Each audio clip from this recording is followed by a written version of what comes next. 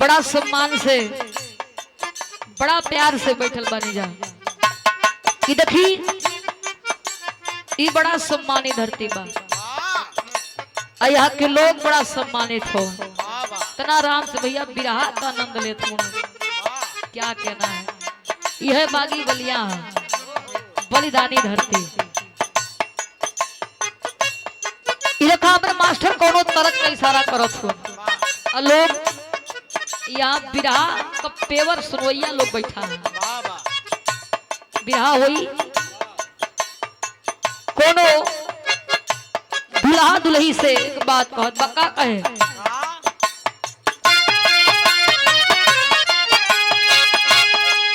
कुछ तू कहा कुछ हम कही कुछ बोला बतियावाना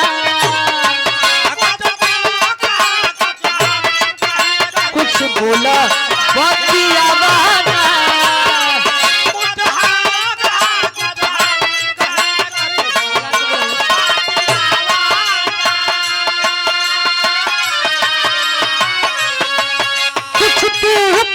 कुछ हम कही कुछ बोला बतियावाना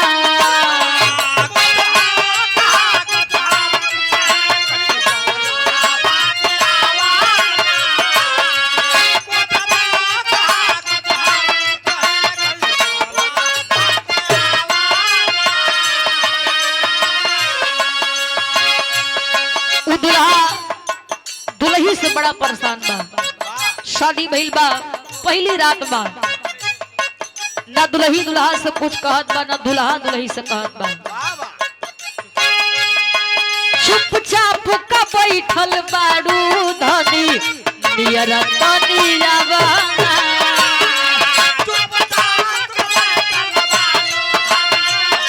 नियर तनियावा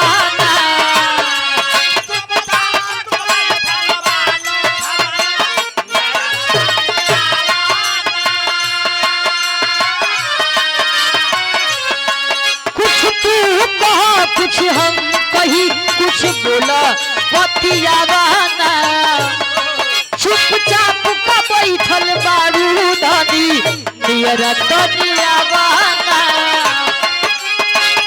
बोले बतिया रे बेबी हन कर बताए राजा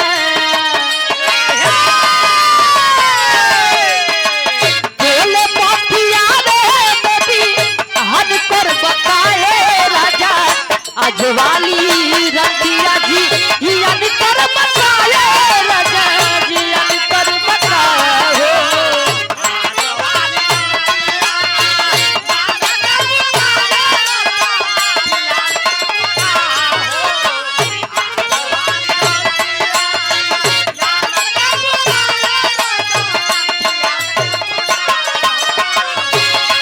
देखले हम दानी एगो रूप के रानी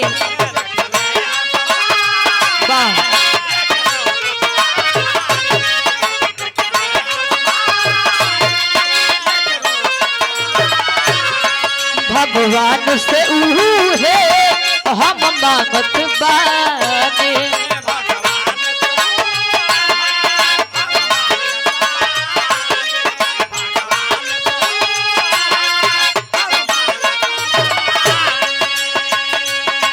देखले हम बहानी एगो रूप के रानी भगवान से उहे हम मांगत बानी लइकी एगो आई लबिया बगले सिवान के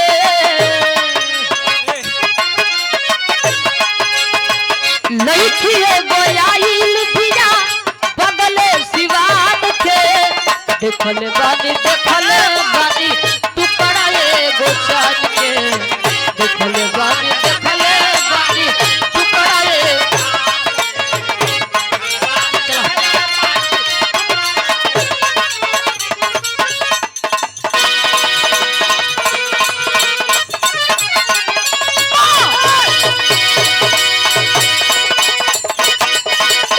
बहुत अच्छे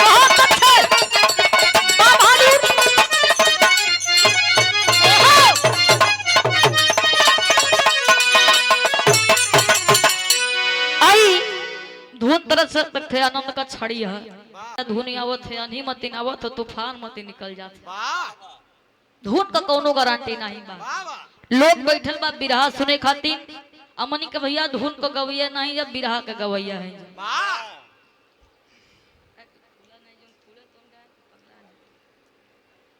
लोग बड़ा प्यार से बैठल बा एक बिरहा मास्टर स्वर बना के आवा।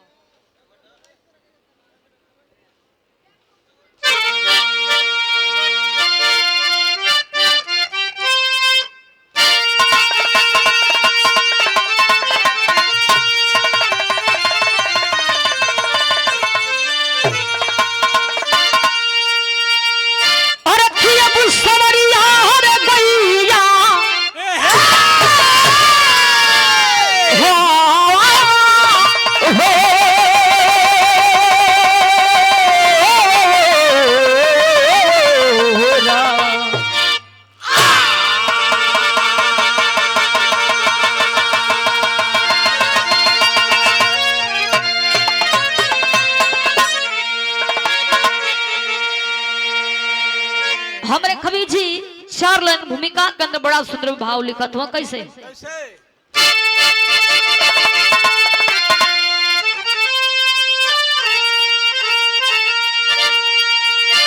तो पैदा कोई नहीं तो पैदा कोई नहीं जो करे सामना। अरे हाथ हमसे मिला ले चला जंग में। इसके पौरुष की पूरी करूं कामना। पीर पंचा मिला ले पीर के ढंग में। हौसला है हिमालय तन साधिना। और तू पंछी का हंसी सच्चा गुरु रंग में। कहो गुरु महेंद्र समाबादिना। और खून खोला है ऐसा यही मंग में।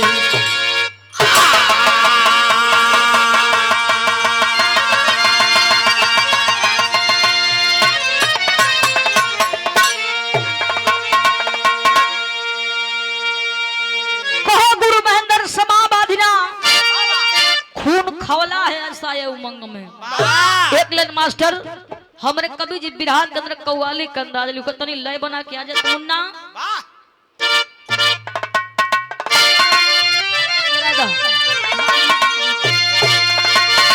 क्या बात है।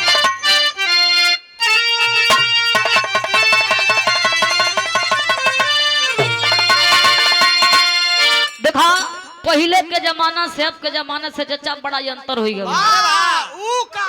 देखा पहले बिरहा होके जेंट्स जेंट्स में अब लेडी लेडा में होता।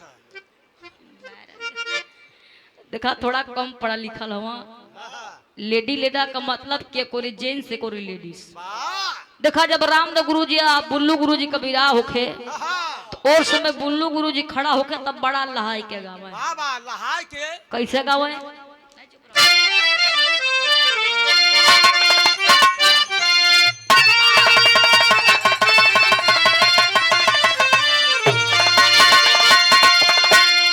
अरे तय की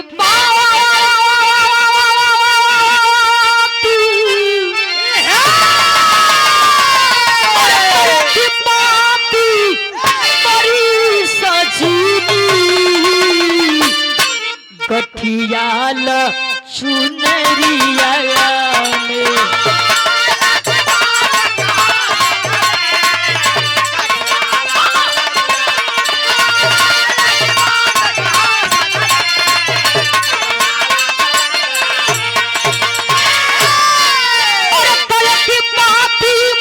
सदनी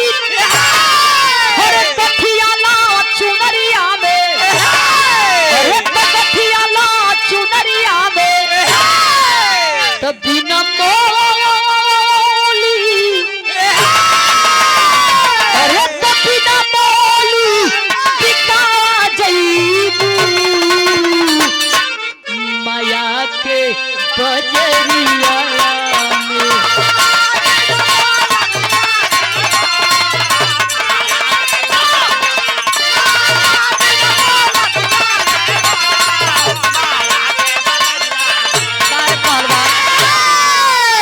देखो एक तो बुल्लू गुरु जी गावे, लेकिन जब रामदेव गुरु जी खड़ा होके भैया यही के तनी सन चढ़ के गावे, चढ़ के वह हारमोनिया के पत्ती को तो ऐसे बता हरियाणा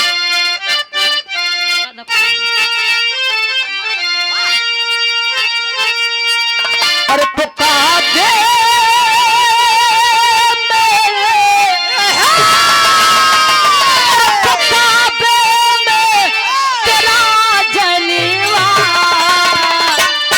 काशी में नजारा है।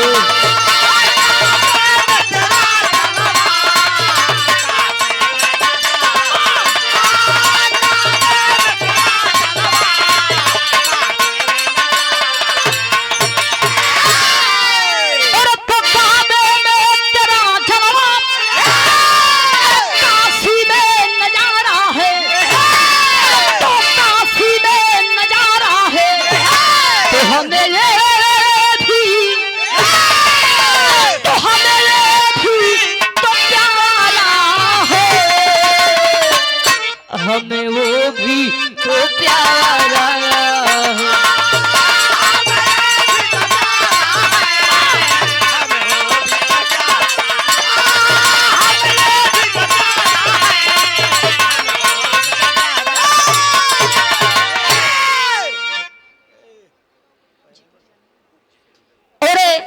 बड़े ही सम्मान के साथ ये फिर से पुरस्कार आप सम्मानित श्री परमादरणीय पूजनीय जितेंद्र यादव सतर सड़क धरती से कोनो गड़बड़ात नहीं ना ये क्षेत्र पंचायत सदस्य हमारे बड़े भैया जी जितेंद्र यादव जी ये फिर से पुरस्कार सुंदर सा पंखुड़े में गोथा पुष्पहार और सादर 200 रुपया देकर सम्मानित किया है। बहुत बहुत दिल से धन्यवाद सब भाई लोगों के प्रणाम। दिखाई तक वाली रहल, लेकिन बिरहा सुने वाला भैया बाबू लोग गौर करिया कवि जी बिरहा के अंदर कितना सुंदर भाव लिखा था। कैसे मास्टर?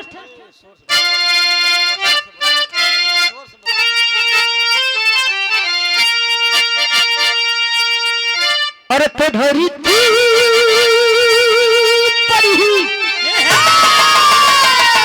अरे तो धरती पर नहीं कोई लहू सागर बहा दूंगा।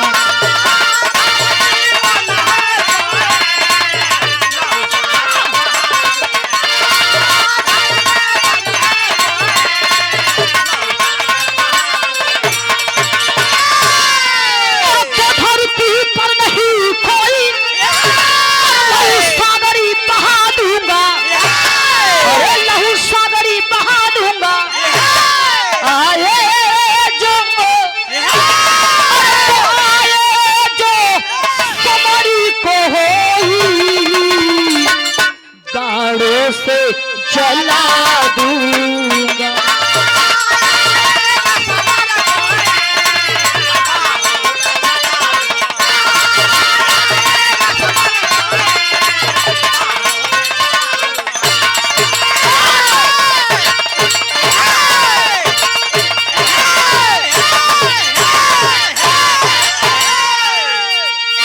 बिना बार का तू इतना मेहनत करत हुआ, बार रहता तू का करता।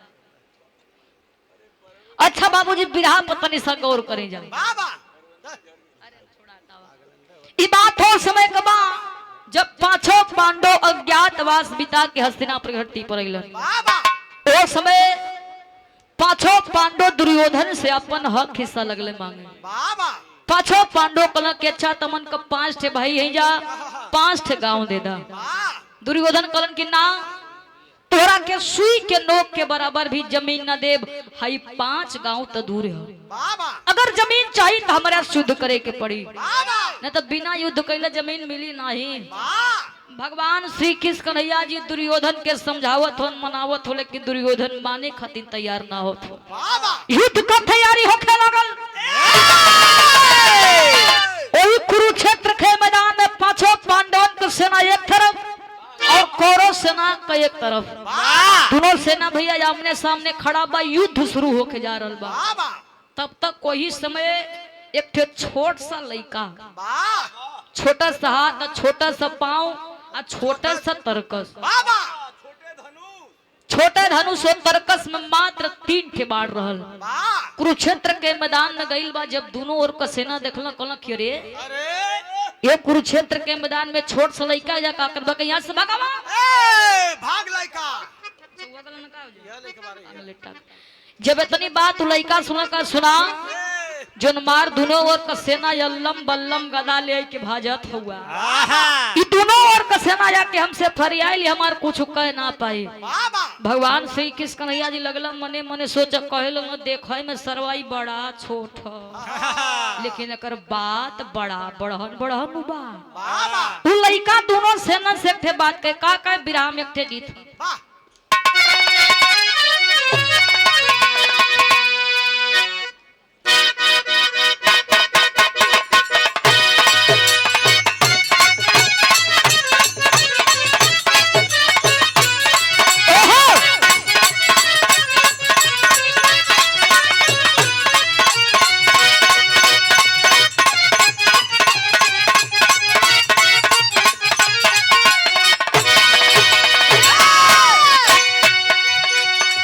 दूसरे डिप्रेशन चल जाते।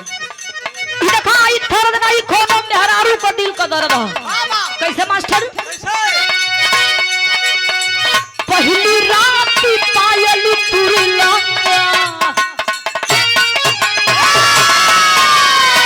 पहली रात पायल तुरला, अरे दूसरी रात पाली हो।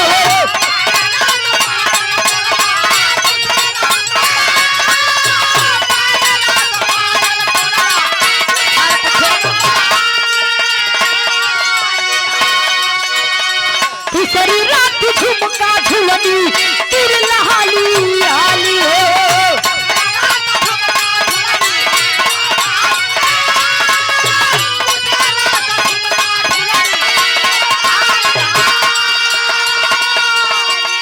नहीं हरि अपना दे बयो रहा दवा राजा जी, अरे नहीं हरि अपना दे बयो रहा दवा राजा जी, तमाजा मारे में तुरला मारे में वह दवा राजा जी।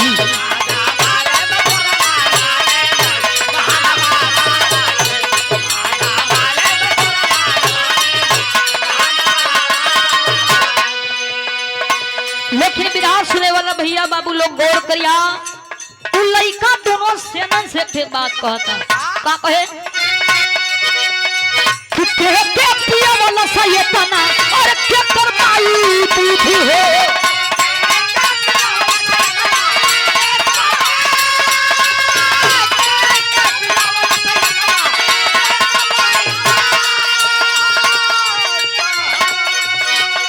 के पायल सजन मल जेठी अरे कोरी हमसे युद्ध हो।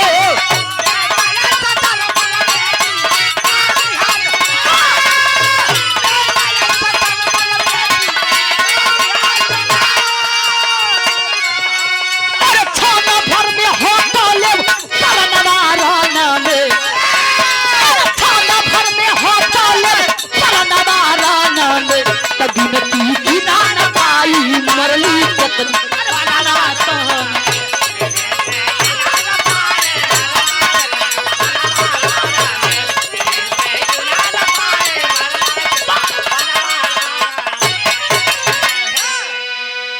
लड़का कहता कि मात्र एक बाढ़ चलाई भाई, एक बाढ़ से पूरे महाभारत के खत्म कर दे।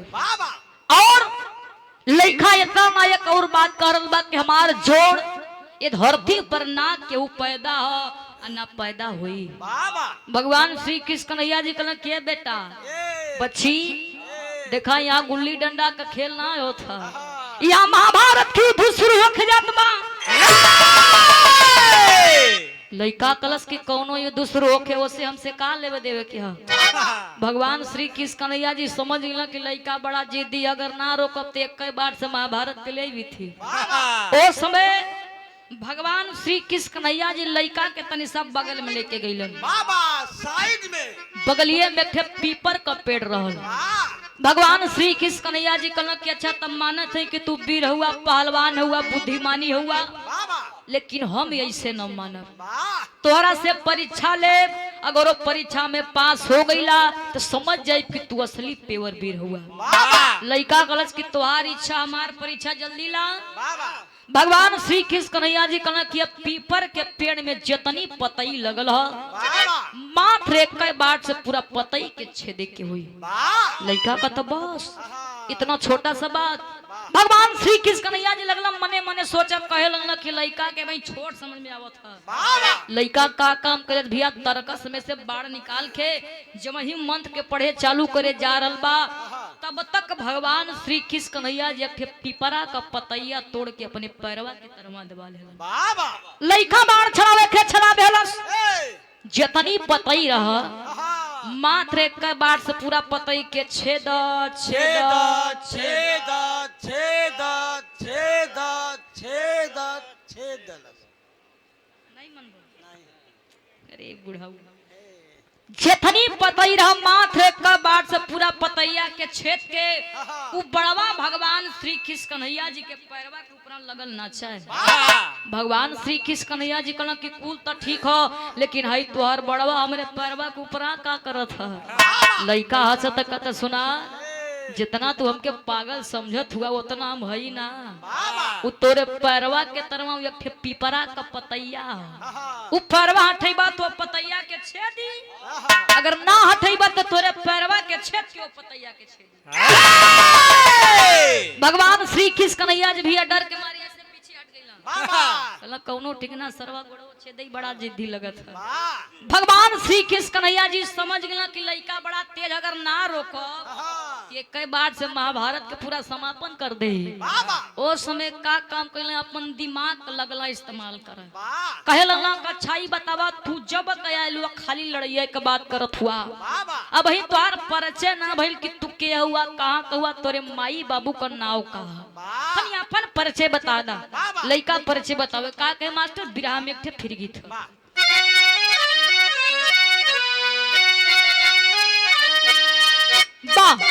हेलो भैया थोड़ा सही बढ़ा थोड़ा सा बढ़ा देखा एक थोरज के स्वर्गीय रामदेव गुरु जी अपने जवानी के आला में बड़ा रगड़ के बड़ा मचल के गावत रहे। कैसे गावे? अरे तो गावा ना करा पिया घरे बैठले, अरे तो गावा ना करा पिया घरे बैठले।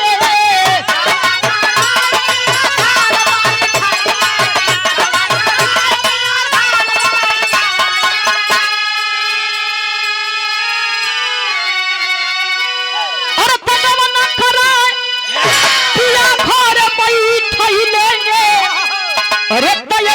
कोयलरिए में लागल रे निरमोही दगा दई के, पागल रे निरमोही दगा दई के।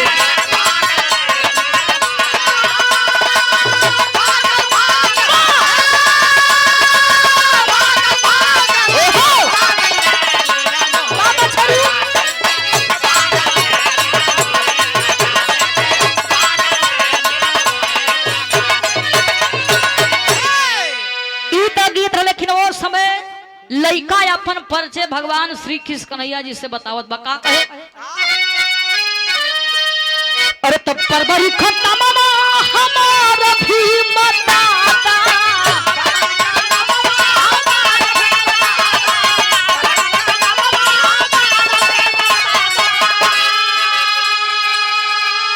तब परबरी खत्म हमारा भी बताता, हाथियों के बेले छारी हो उनके कहला गदा छारी हो।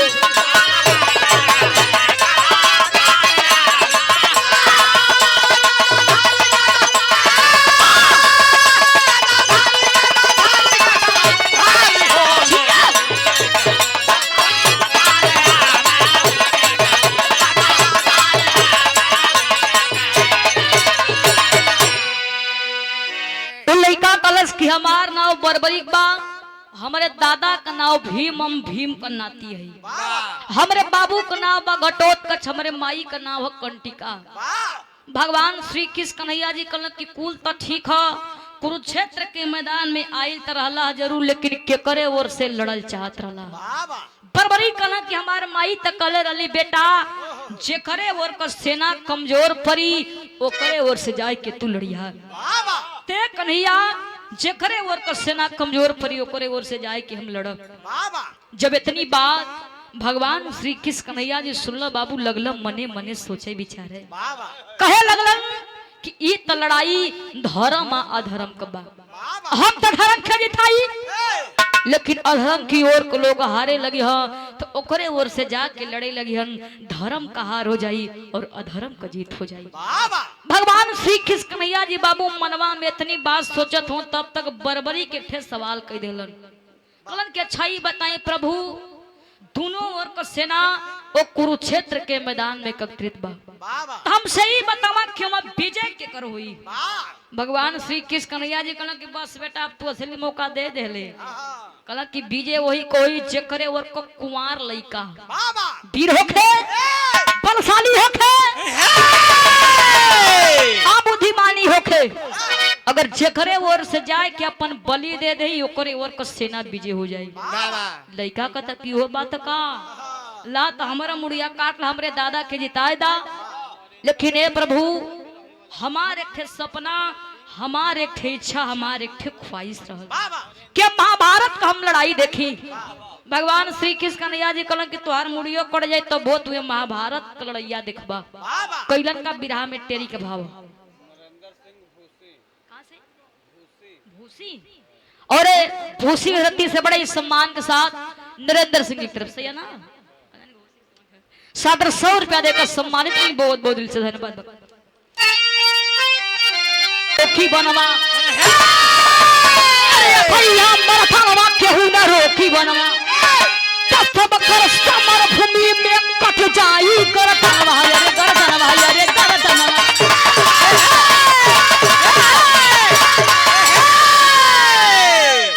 सबकर समर भूमि में कट जाई गर्दनवा मर्दनवा केहू न रोकी बनवा। गौर करिए भैया, ओ समय भगवान श्री कृष्ण कन्हैया जी वो बरबरी मुड़िया काट के वो कटलखी मुड़िया के नीलगिरी पर्वत पर रख देलन। कहलन कि तू वही जैसे ये महाभारत का लड़ाई देखबा। कटलखी मुड़िया के रख के बाबू भगवान श्री कृष्ण कन्हैया जी फिर वो कुरुक्षेत्र के मैदान में आइल हो। भाई का मास्टर बिरहा में फिर गीता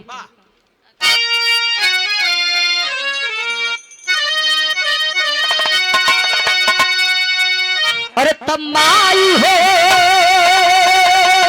ललनवा देदा बहु हो बिरनवा देदा। लेकिन तरह से बढ़िया कवि जी बिरहा में बड़ा सुंदर भाव लिखत है। कैसे? अरे तप्पा चल पाप जनवा जंगी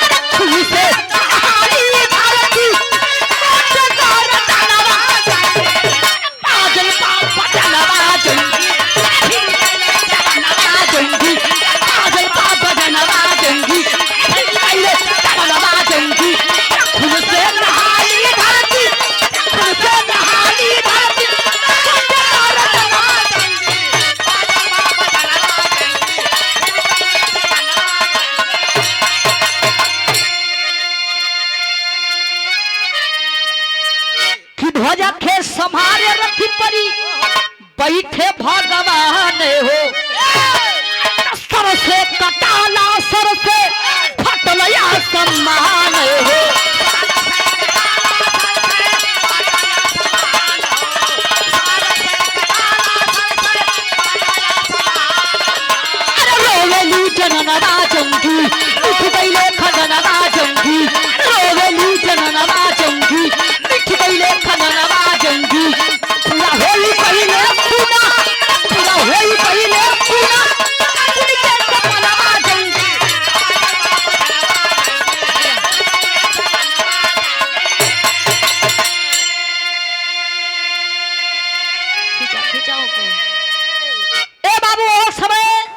भगवान श्री कृष्ण कन्हैया जी कुरुक्षेत्र के मैदान में आ गिलन।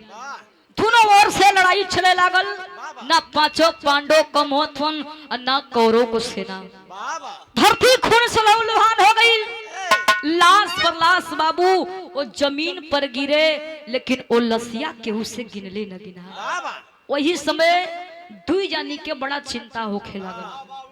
उ रहल के बिरहा में पहपट का भाव है।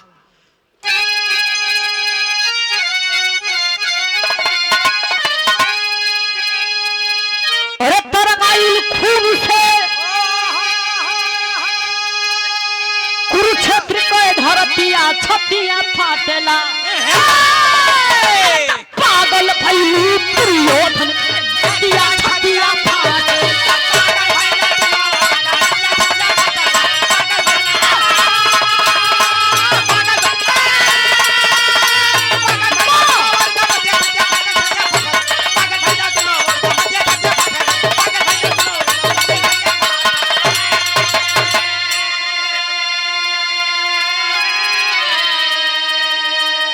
पुरुपन सजवा के उजड़ल चमनवा हो। अरे जर जरू जमीन नहीं बनवल से मसनवा हो। अरे देखे पिता मई छाबरी मऊतिया छतिया फाटेला। पागल भइली दुर्योधन छतिया छतिया फाटेला।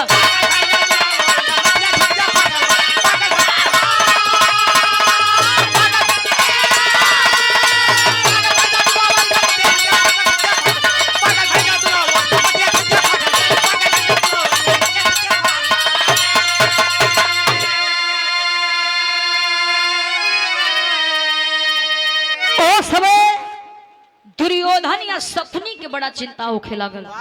लगला मने मने सोचे कि धर का सेना खाली 5 ठे, इधर का सेना 100 ठे, फिर भी हमार सेना मारल गईलन। लेकिन बिरहा सुने वाला भैया बाबू लोग, चाचा लोग, काका लोग गौर करिया। जौन कुरुक्षेत्र के मैदान में लाश गिरे, जौन लसिया केहू से गिनले न गिनाए, उ लसिया रोज रोज होत का रहे। बिरहा में आला का भाव।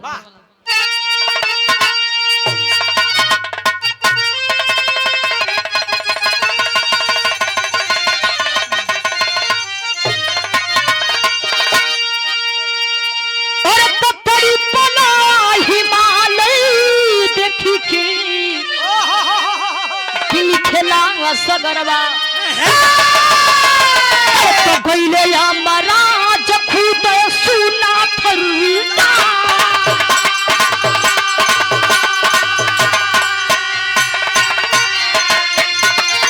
सखी गोथे थाई गोथली लड़ैया।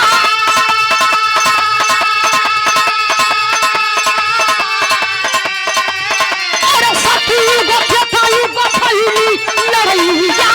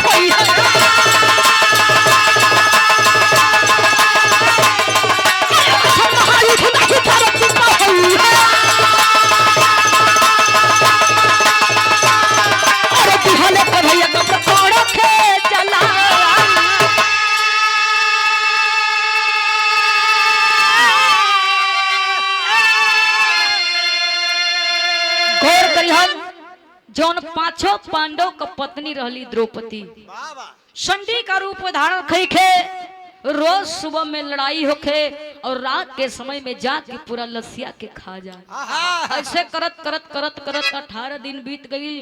गौर करिया महाभारत का लड़ाई 18 दिन तक चलल बा। ओमे 5 पांडवन को जीत हो गई और कौरवन का हार हो गई।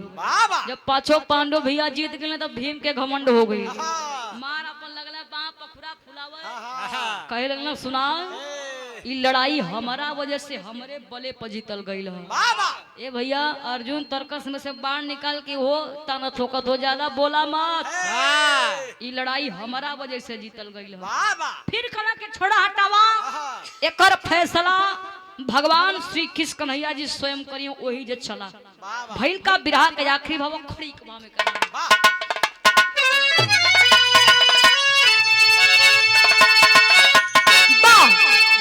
मास्टर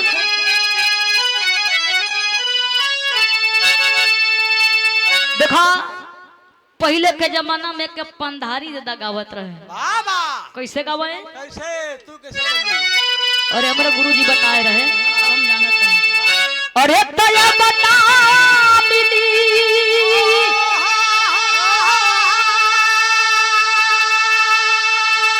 ए भैया या बना मिली ए बाबू या बना मिली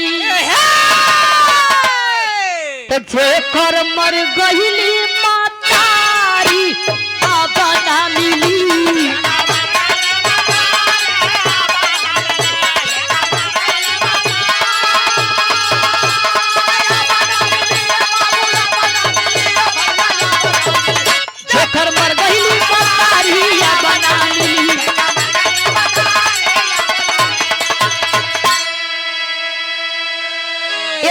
पंधारी ज्यादा गावत रहे, लेकिन इस समय भैया मनी का कैसे गावत है? कैसे मास्टर?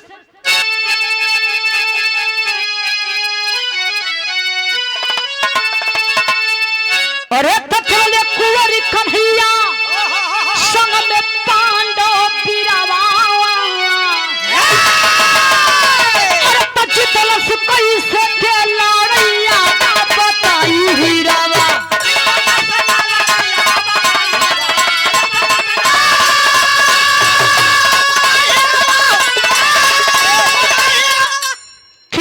बोलल झूठो करे लागू मान हो अरे तो सब ही के रानावा में मरले भगवान हो। अरे तो महायुद्ध में महाबली कहीं प्राण पीरावा अरे तो जितलस कैसे के लड़ैया ता बताई हीरावा।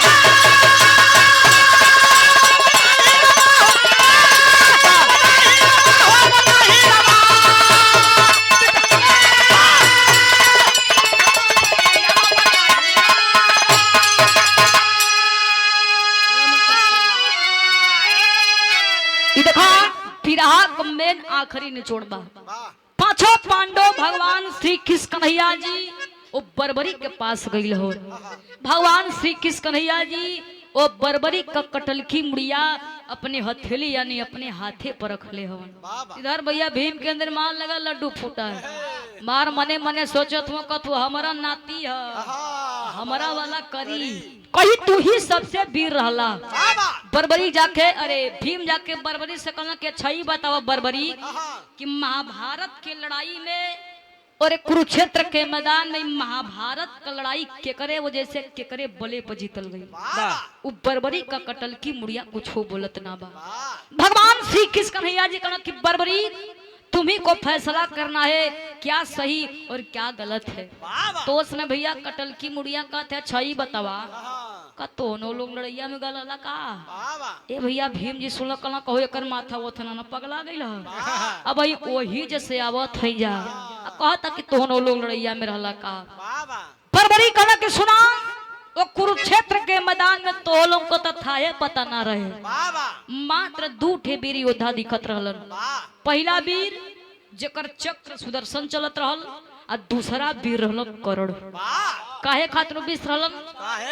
तो कुरुक्षेत्र के मैदान में अर्जुन के रथ पर भगवान श्री कृष्ण कन्हैया जी सारथी बनकर के बैठे थे और तीनों लोग का भार लेके ध्वजा पर वीर बजरंगबली जी बैठे थे। जब अर्जुन बाण चलाओ भैया तब कर्ण करत थिया 3 हाथ पीछे जाए, लेकिन जब कर्ण बाण चलावे तो अर्जुन करत थिया 1 हाथ पीछे जाए। तो भगवान श्री कृष्ण कन्हैया जी कहला कि जियो कर्ण जियो, शाबाश कर्ण शाबाश। ए भैया अर्जुन मन पार के लगला मने मने सोचा कहे लग प्रभु हुआ हमरे रथ पर सबासी उनकर करत हुआ एकर का माजरा कल सबासी में से उनकर देथई कि तोरे रथ पर हो मतू आ तीनों लोग का भार लेके ध्वजा पर वीर बजरंगबली हवन जब तू बाण चलावत हो उनकर तीन हाथ पीछे जात बा लेकिन जब ऊ बाण चलावत हो तो तोहार रथिया एक हाथ पीछे जाते काहे से कि रथिया के तन को हिले के न चाहिए यही खातिर कल सबसे 20 बा बरबरी कला प्रभु सब पर तो उद्धार कैला हमरो उद्धार कैला देखा जितना बिरहा सुने वाला भैया लोग बैठल बड़ा इस सबके पता बा प्रमाण है ये दुनिया जानत बा कि बरबरी का कटलकी मुड़िया राजस्थान में खाटू श्याम के नाम से जानल गई बा लोग दर्शन करे जाला पूजे जाला सामने लिखल है ला हरे का सहारा खाटू श्याम हमारा ये हमरे बिरहा का कहानी है गुरु घराना का परिचय गुरुजी अब हलही गल ना दर्शन और कह के हमारे बस बाकी है शुभ सौभाग्य प्राप्त हो जाए अरे जय जखाड़ा गुरु जद्दू लवटन की लहरे फुलवा हरी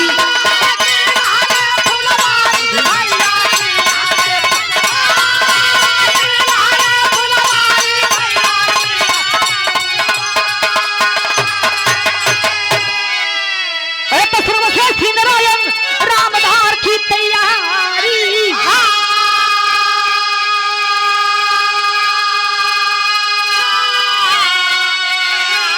अरे तो मन बनवा केहू ना रोकी बनवा अरे ये भैया मन बनवा केहू ना रोकी बनवा तो खुशी